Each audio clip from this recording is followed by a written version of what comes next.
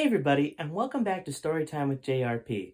We're continuing our book, Laurence Grey, Secret of the Lost Roanoke Colony, and we're currently in chapter 48. So if you're just joining us, head back to chapter 1 so you don't miss any crucial details. Once again, you may notice I'm wearing casual clothes, and that's just because it gets hotter and hotter as we're getting closer to summer. So I apologize for that, but I still got the hat. So let's get into the book, but first we'll give you a quick recap. So, where we last left off, Laurence Grey and the gang just discovered the treasured Roanoke colony, and they discovered what lay there for them. If they were good explorers, they'd have access to a treasure that was just crazy, a huge amount of wealth. Or if they were bad explorers, a big shed of weapons opened that the settlers used to attack them. And of course, because evil General Sheldon was there, that was the shed that opened. And so now they're running for their life as an evil horde of people with futuristic guns are running after them. So that's what we're continuing now in chapter 8, titled Roanoke Unleashed. That's chapter 48, actually. General Phil Sheldon, aka Philip Swanson, was silenced by the foreboding warning spoken by the mysterious device. It distracted Laurence Grey as well, who was infuriated that Sheldon would break their deal about Grey's son Jason, find Roanoke, and his son would be spared. Sheldon broke the silence first. "What does this mean?" "The aliens promised a huge reward to anyone who finds Roanoke." "No," corrected Grey.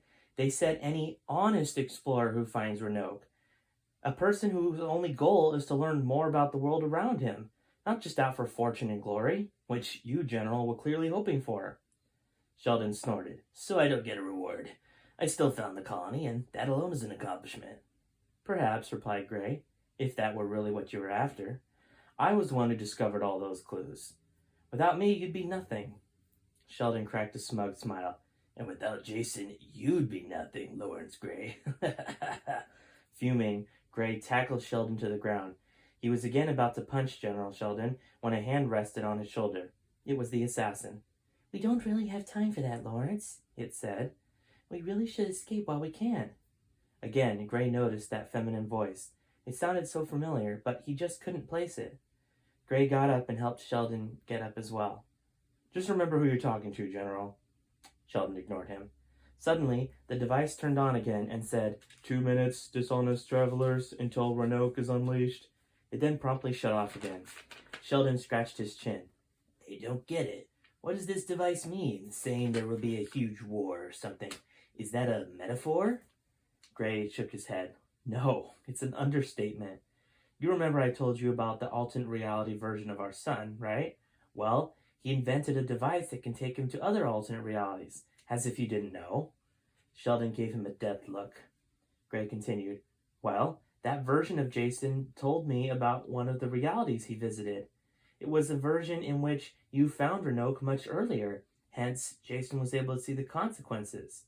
It really was World War III, 2/3 of the Earth uninhabitable due to radiation from nuclear bombs. Luckily, Jason landed in a part that he could breathe in." Sheldon was dumbfounded. "Are you trying to tell me a city of under 1,000 people are going to attack the entire world?" "More than that, General," gravely replied Grey. "Destroy it, if we don't stop them. My travels give me the conclusion that the colonists, which are descendants of master criminals, will be heavily armed. That will be the driving force of their takeover. In fact, the arsenal is most likely held in one of these 2 sheds." "Alien weapons?" asked Sheldon. Grey nodded. "That's right. Enjoy your life while you have it, General. You may not have it long. And all because you were hoping to get rich off this. Now look what we've done." Sheldon looked down on the ground. "Perhaps I made a mistake," Grey huffed. "Well, it's about time you came to that conclusion." Sheldon turned on Grey. "My mistake was picking you as the chosen descendant. I could have picked anyone else, but I had to go and pick you." Then the mysterious device turned on again. 1 minute until advanced firearms are released to Roanoke. Dishonest travelers are advised to take cover." Grey looked around. "We need to find a way back up. We can't go the way we came." The assassin pointed to a pathway a quarter-mile away. "There's an exit. It looks like it's obstructed by boulders, though. We'll have to find some way to move them." Grey squinted into the distance. "Looks like pretty big rocks. Maybe there'll be something over there that can help us lift them." Sheldon began walking. "Well, then let's start heading over there already." The trio began their short pilgrimage to the other side of the subterranean colony. They were no more than a few feet from the blocked exit when a loud siren blasted a short screech. The device they were once standing in front of suddenly rang a voice out through a loudspeaker. Citizens of Roanoke, your time has finally come to become the superior beings of the earth.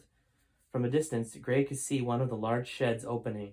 It was bigger than he thought, and even from this distance, he could see that it was utterly packed to the brim with alien guns, sword-like objects, and even a few vehicles which resembled tanks. The device turned on once more. Citizens, put into your possession one of these weapons or vehicles. The shed has 9 basements, so make sure you leave no resource behind.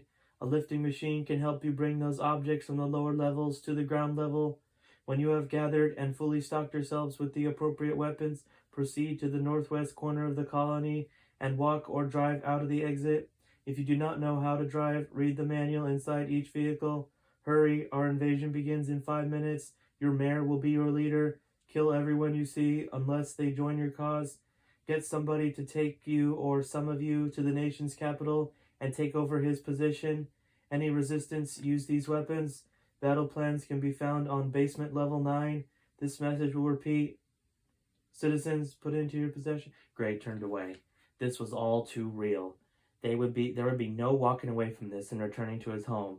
Even if Sheldon let him go, it would just be avoiding the inevitable. He might as well stay and fight for his country. Suddenly, all the rocks that blocked their exit fell away, leading to a spiraling ramp, going up, big enough for a tank to fit through.